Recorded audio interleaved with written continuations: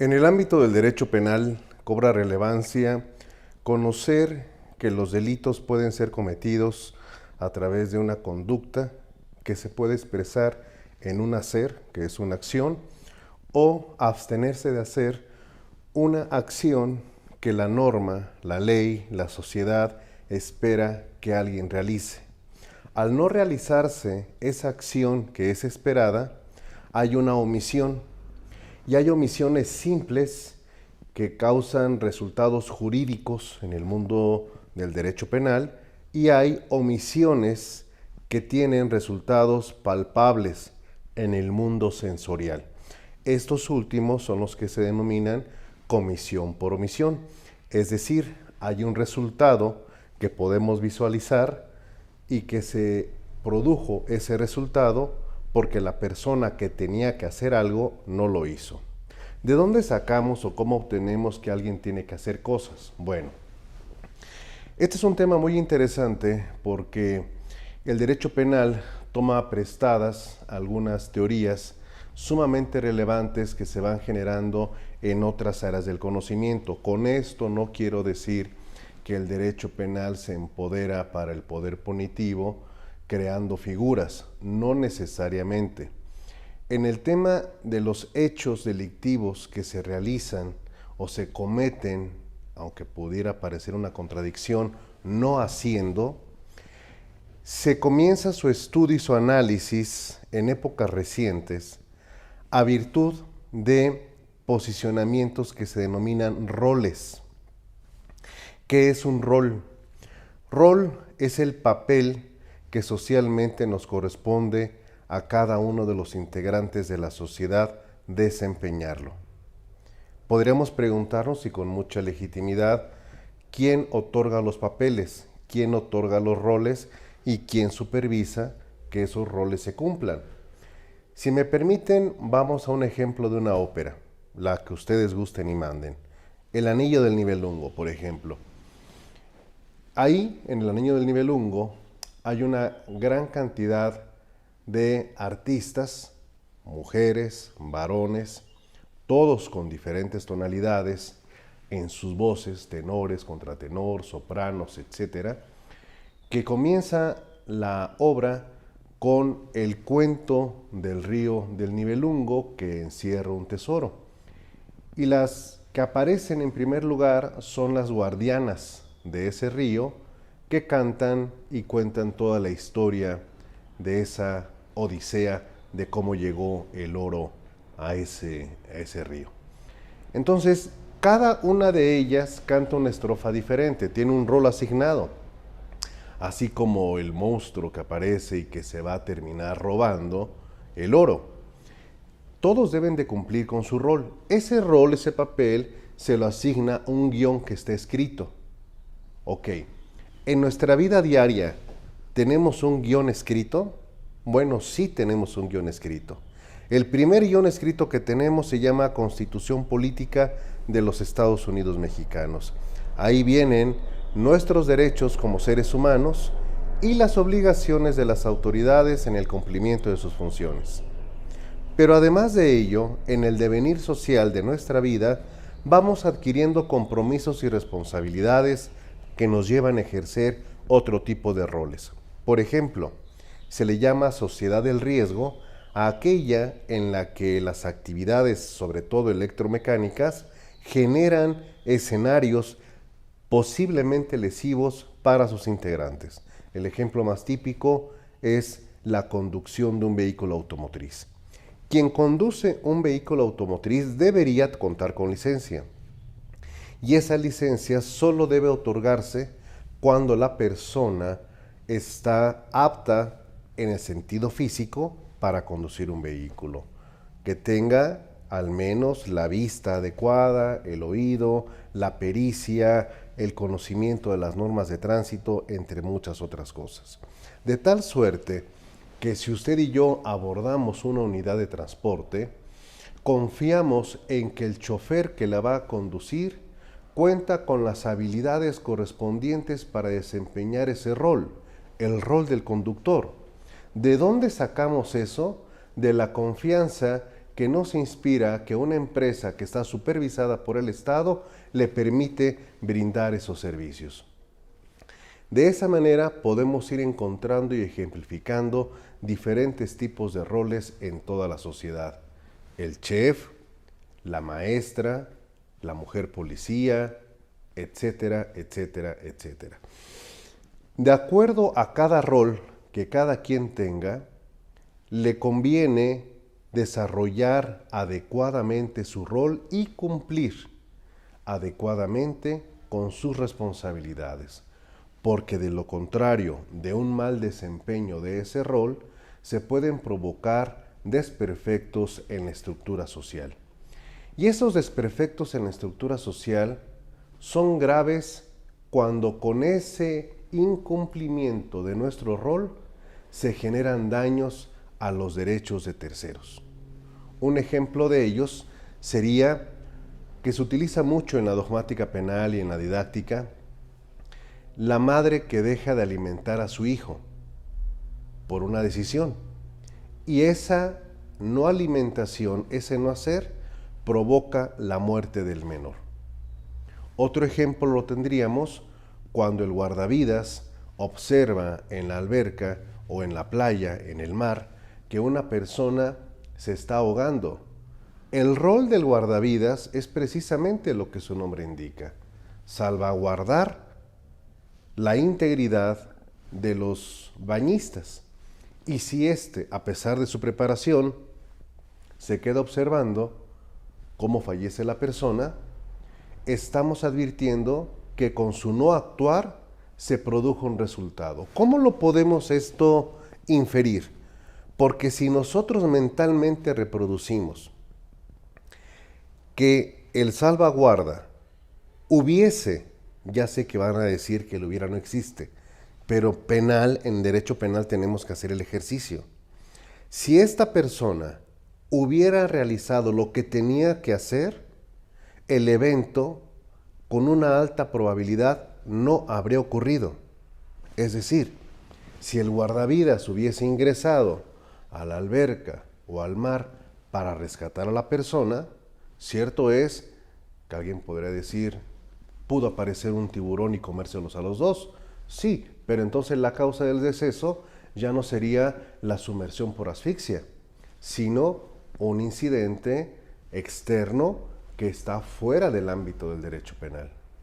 Pero si a pesar de que esta persona podía haber realizado su labor a la que se encuentra obligada y no lo quiso hacer por la razón que usted guste y mande, entonces estamos ante un hecho que la ley señala como delito de homicidio cometido por imprudencia en perjuicio de la persona que no fue auxiliada. Así las cosas, tenemos entonces que en el ámbito del derecho penal tenemos conductas de acción, de hacer, por ejemplo, disparar un arma de fuego, y de no hacer. Ese no hacer tiene que ser una condición eficaz para que el resultado se produzca en los delitos de comisión por omisión. Es decir, cuando se produce un resultado porque alguien no hizo lo que tenía que hacer, la manera de enlazar el resultado con esa inactividad tiene que estar demostrado de manera puntual, ya que podríamos caer en el siguiente exceso. Quiero que volvamos al caso de salvaguarda y podríamos decir, bueno, no solamente el salvaguarda es responsable de no haber auxiliado a la persona que lo requería, sino que tal vez también es responsable su profesor de natación o de primeros auxilios. Quizá también sea responsable la directora de la escuela donde aquel se capacitó. Quizá también sea responsable quien le extendió el certificado de habilidades para rescatar a personas.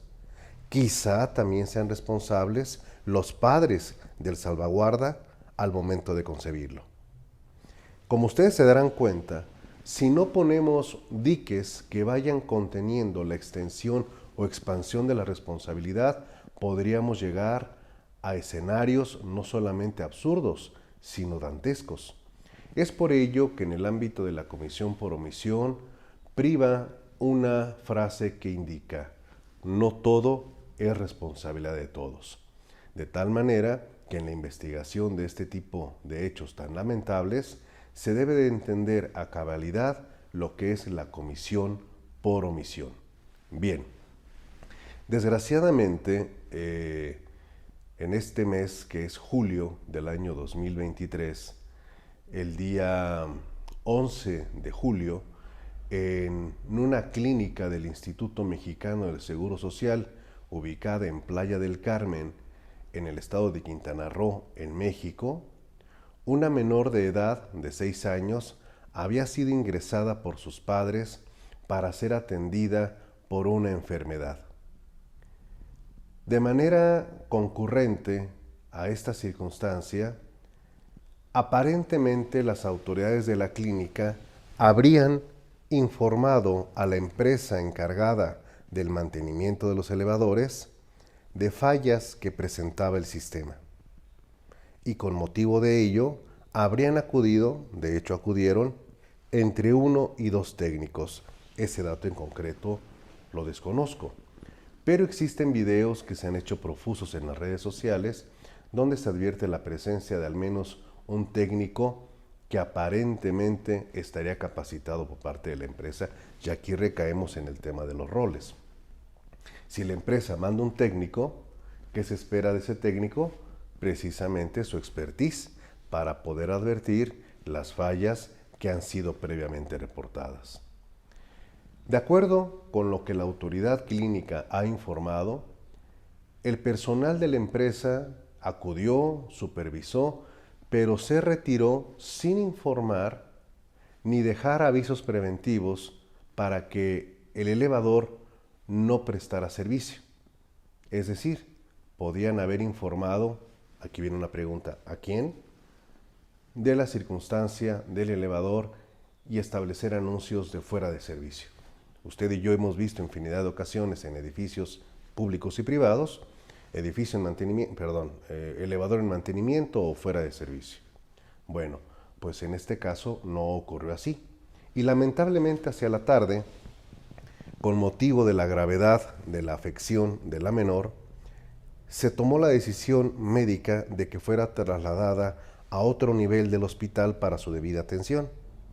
El camillero a cargo, que es una persona que no necesariamente debe de contar con conocimientos de primeros auxilios o médicos, ya que su labor es estrictamente mecánica, es llevar las camillas y trasladar a los pacientes a un lugar y bajarlos de la camilla a su repositorio, donde continuarán en observación o las atenciones clínicas correspondientes.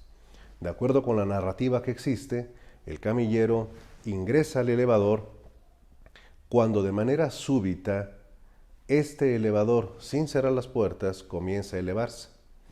Al momento de comenzarse a elevar, y siempre siguiendo el dicho que en redes sociales está de parte del camillero, este intentó desesperadamente frenar el avance.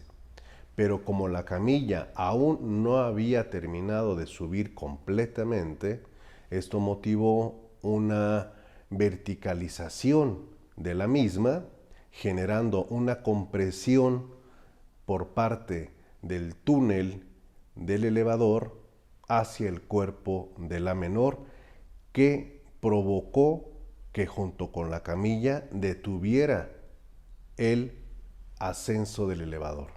Este quedó atrapado por esa presión que lamentablemente provocó la muerte de esta víctima fatal. Aparentemente, el camillero habría entrado primero jalando la camilla, ya que él refiere que quedó atrapado y tuvo que salir por las artes que pudo emplear a tal efecto. Es decir, no empujó la camilla, sino que hizo la labor de jalarla. Esto lo expongo ante ustedes porque todo ello tiene que ser motivo de una investigación de carácter criminal. Se tiene que distinguir lo que es un accidente de lo que es una imprudencia. Un accidente es una interrupción inesperada de algo que no estaba planeado, en tanto que en los hospitales debe de privilegiarse la planeación y la asignación de los roles de manera escrupulosa a todos los que ahí trabajan. Luego entonces, ¿cómo podemos saber no en sí la causa de la muerte? Porque el dictamen de necropsia necesariamente establecerá pues el estallamiento de vísceras, fracturas fundamentales en la caja pélvica, en el tórax, interrupción de la función de diferentes órganos, un shock hipovolémico, entre otros. Sí, pero ¿cuál es la causa de esa causa?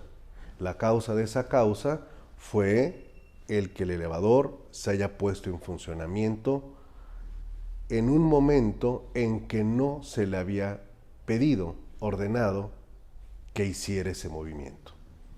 Entonces, la ciencia forense que debe de intervenir aquí y que es fundamental es una pericial en ingeniería electromecánica, que consiste en analizar todo el sistema eléctrico de ese elevador, su funcionamiento y qué fue lo que motivó, si es que así fue, que de manera súbita y sin la intervención humana comenzara a operar de manera autónoma. Esto podría tener una causa, entre muchas otras, como son la falta de mantenimiento, errores en la programación, en la tarjeta, hasta cortocircuitos, etc. Bien, entonces, si una autoridad de la clínica se percató de que ya había fallas en el funcionamiento de ese elevador y pidió la asistencia de la empresa encargada del mantenimiento, la primera pregunta es, ¿esa autoridad que solicitó dicha revisión tenía el rol de evitar que se siguiera utilizando el elevador?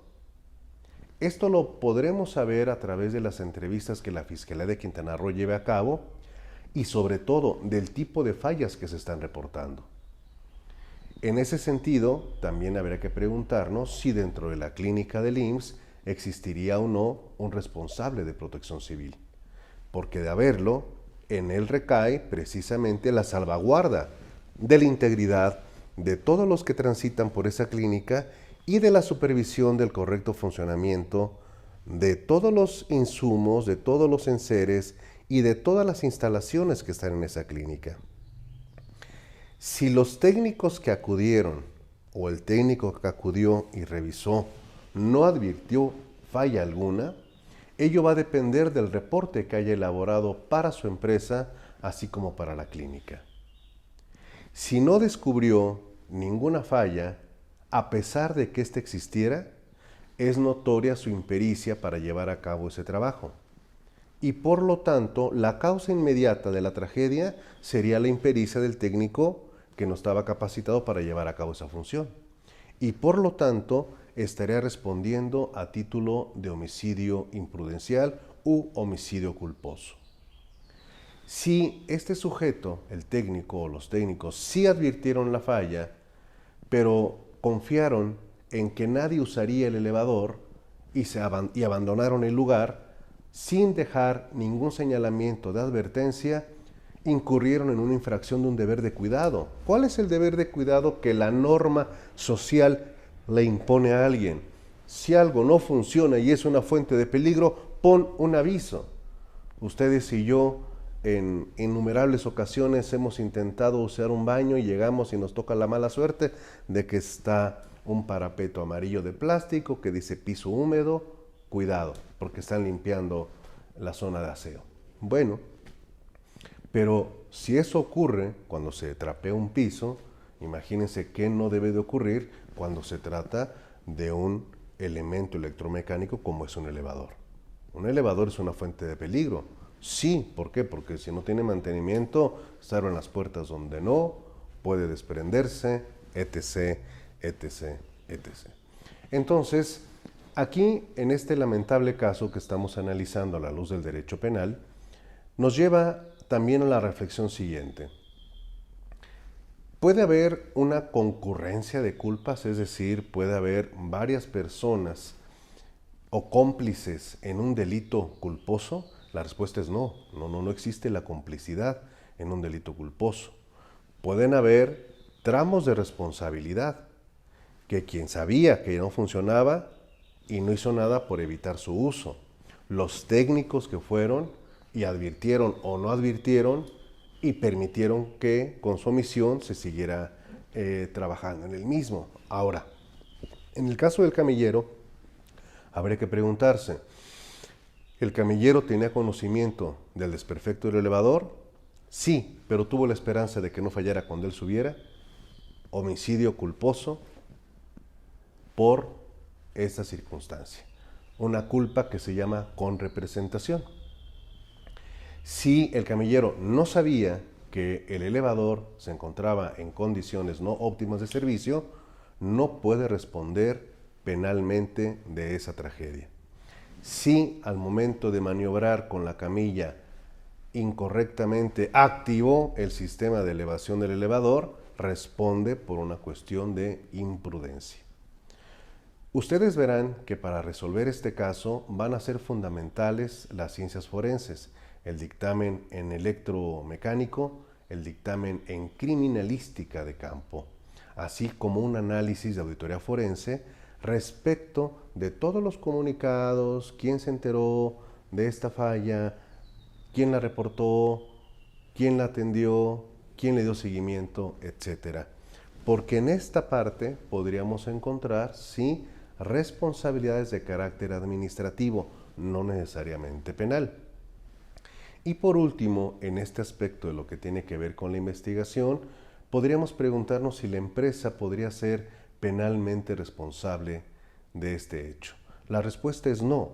No puede responder penalmente una empresa por una indolencia de uno de sus empleados. Pero en lo que sí tendría responsabilidad es en el pago de la reparación del daño, tema al que me voy a referir a continuación. La pérdida de una vida humana es totalmente lamentable.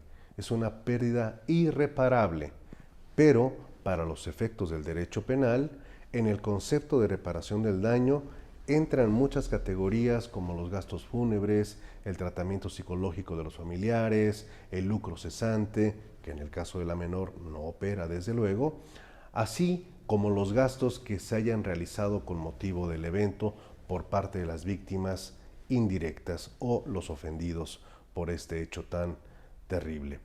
Por lo tanto, se tiene que hacer una cuantificación para que pueda darse el pago de la reparación del daño de manera íntegra, es decir, abordar todos estos aspectos y que se paguen puntualmente. ¿Qué puede pasar en la investigación de este hecho? Bueno, que una vez determinadas las responsabilidades, las partes involucradas de manera directa puedan llegar a un acuerdo reparatorio. La cárcel no va a devolver la vida, lamentablemente, de nadie. Y el acuerdo reparatorio es una figura que existe en el Código Nacional de Procedimientos Penales, conocidas como soluciones alternas al conflicto o a la controversia, que permite que en los delitos de carácter culposo, como es el homicidio, la parte que ha sido señalada como causante de pague a los ofendidos la reparación del daño y con esto el asunto quede completamente archivado. Ese acuerdo reparatorio no podrá existir si la parte ofendida, las víctimas indirectas, no están de acuerdo con el monto de la reparación del daño. Y entonces el caso tendría que seguir su curso normal, que significa la judicialización, audiencia inicial, vinculación, medidas cautelares, etapa intermedia, juicio oral. De llegarse a un juicio oral, se tendrán que desahogar todas las pruebas correspondientes, principalmente en el ámbito pericial, tanto por parte de la Fiscalía, la asesoría jurídica si lo hubiera, y por parte de la defensa. Para evitar esas cuestiones es que existen precisamente las soluciones alternas al conflicto. Pero si no hubiera el mismo y las personas que resultaran imputadas y acusadas posteriormente enfrentasen en un juicio oral y fueran condenadas, ¿qué penalidad es la que les espera? De acuerdo con el Código Penal de Quintana Roo, el delito de homicidio simple se castiga con la pena mínima de 10 años de prisión. Tratándose de delitos culposos, se le aplica hasta una cuarta parte de la pena. ¿Qué significa una cuarta parte de la pena? Habrá que dividir 10 entre 4 y al dividirlo obtenemos 2.5. 2.5 años de prisión, la cual se puede evitar con el pago de una multa si y solo si también se cubre lo relativo a la reparación integral del daño. El derecho penal no deja fuera a la víctima, protege a la víctima, protege al inocente y estima que en estos casos trágicos como los de culpa, bueno, pues debe privilegiarse la reparación del daño. Ahora bien, este hecho, ¿quién debe investigarlo? ¿La Fiscalía del Estado o la Fiscalía General de la República? El hecho ocurrió en una zona federal, como es el Instituto Mexicano del Seguro Social. Si quien cometió la omisión de no poner los avisos de no uso del elevador fuera un empleado del IMSS, entonces el asunto sería competencia netamente federal, de la Fiscalía General de la República. Si fuera una responsabilidad de varios tramos en los que interviene tanto personal federal del instituto como los técnicos, el Poder Judicial Federal puede conocer del mismo delito y hacer una cuestión de acumulación y conocer porque en el ámbito de competencia concurrente esto es posible. Lo mismo sería al revés si quien conoce la Fiscalía del Estado y apareciera un servidor público federal podría plantearse la circunstancia, es decir, conozco de mi parte y al federal lo dejo en lo suyo, en el ámbito federal, y yo me quedo con los técnicos. Bien, esta situación tan terrible debe dejarnos de lecciones a todas las autoridades que no pueden dejar las áreas de mantenimiento como el patito feo. Las áreas de mantenimiento son cruciales en toda dependencia. Siempre la falta de mantenimiento ha provocado irresponsablemente la pérdida de vidas humanas. Es cuanto y gracias por estar aquí.